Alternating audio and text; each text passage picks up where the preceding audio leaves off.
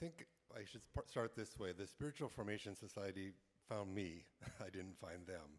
Much like the Lord has chased me and pursued me my entire life. I'm a pastor, as Ted said, and I was introduced to really spiritual formation concepts and contemplative prayer in seminary. And one of the books that I read was from Eugene Peterson called Working the Angles. And that book reminded me, or kind of taught me, that so much of ministry we see as people is the public side of a pastor's life. But what needs to be developed and continually nurtured is the underside, like the iceberg. Like the iceberg, the top of it is just a little bit visible, but what needs to be developed is prayer and formation and spiritual direction and loving Scripture. So I went into my ministry looking for ways to do that, and I was so blessed because actually Eugene Peterson lived 45 minutes away from me, and I got to visit with him about every 6 weeks for 8 years.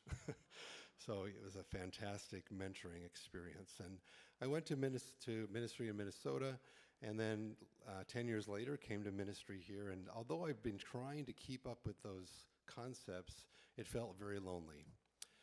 A blessing came into my life this last summer as Tom Ashbrook called me up out of the blue and asked if he could use our church for the Wi-Fi signal.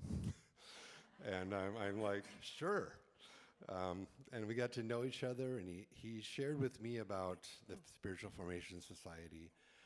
The thing that I wanted to talk to you about tonight is a retreat that I got to go on called Renew and Reimagine. Last summer, August, just a couple months ago, was a pretty hard time in my life and my ministry. And Tom actually told me about this retreat, and I thought, I don't have time for that. But then decided, why not? I should go. The retreat was based around Psalm 23, and what I loved about it is it gave space not just to hear content or have someone tell you things, but it was time to pray and time to be with God. And I told my group, we broke into small groups at different parts of it, I told my group that I came here pretty burned out and pretty feeling like very discouraged. And I thought, yeah, Renew, Reimagine, nice title. But honestly, that's exactly what happened to me on that weekend. My faith was renewed, my ministry was renewed, and I felt like it could really reimagine my life with Christ, but also my ministry.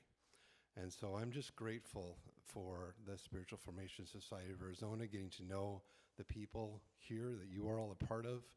And I feel like that's a real community of seekers and pilgrims moving in the same direction.